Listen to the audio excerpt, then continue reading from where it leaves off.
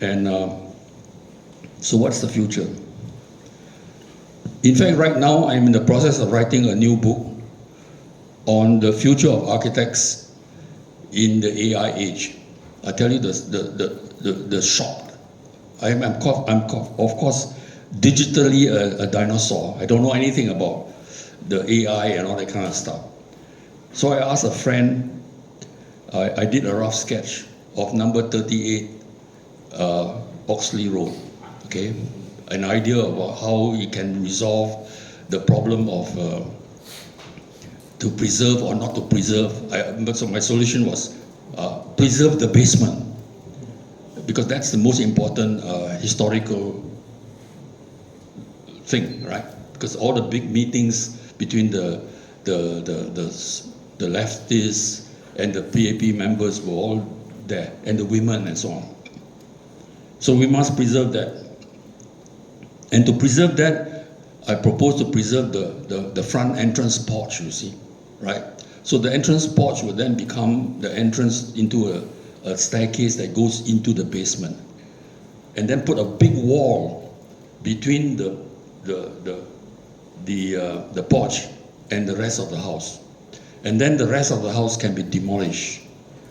And I was told that Lee Hsien Yang wants to build a new house there, right? So I proposed a new house there, right, behind this wall.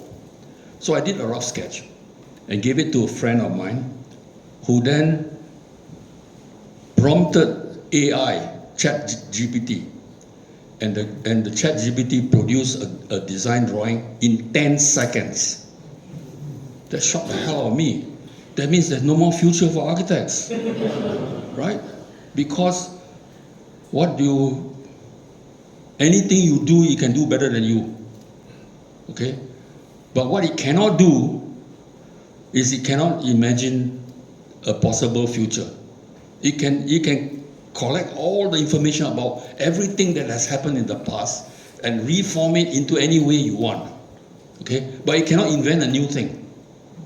So the role of architect, and I would argue, the role of everybody for the future is to be an inventor, right?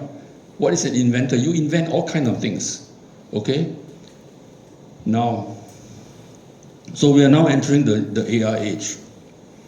And there's a very important talk by Lee Kai-Fu, who is a venture capitalist, who was asked by Google to set up Google China, which he tried and he failed, because the Chinese don't trust Google at all, because they know that Google is just an instrument of American penetration. But he's a venture capitalist, right? So he gave this talk in TED Talk, very important discussion, where he said that within the next 3 years, 50% of all existing jobs will disappear because of AI and robotics, okay? So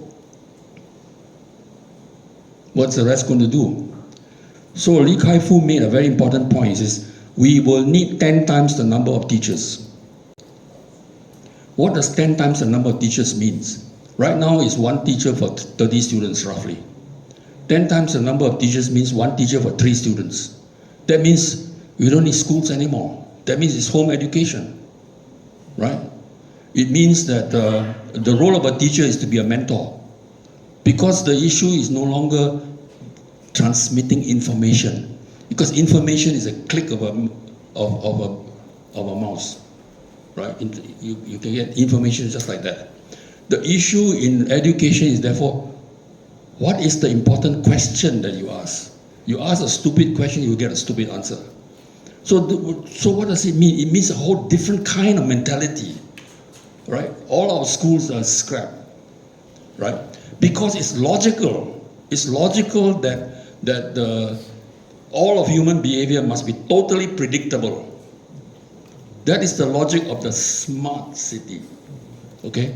So now we are having conferences all over the world, including Singapore, about smart city. I think there will be a next, I think in a week's time or next week, there will be a conference on the smart city in Singapore, right?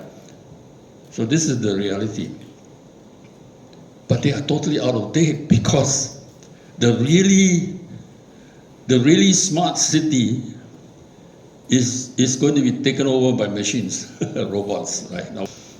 Just before coming here, I had an hour's chat with a PAP activist young fella, okay? And he told me that they had a kind of confidential in-house meeting in one of the PAP constituencies. They're talking about the future, right? But they're talking about the future in terms of a kind of little increment of the present, you know, right? How to give more vouchers, how to give more bits and pieces of here and there, right? So I posed to him, the real future is that we are going to be, first of all, we are trapped within a global geopolitical contestation, right? The Trump is basically saying to the Europeans, no,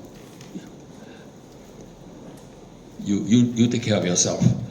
We are going to control, the Atlantic Ocean is going to be the dividing line between West and East. You belong to the East, okay? And so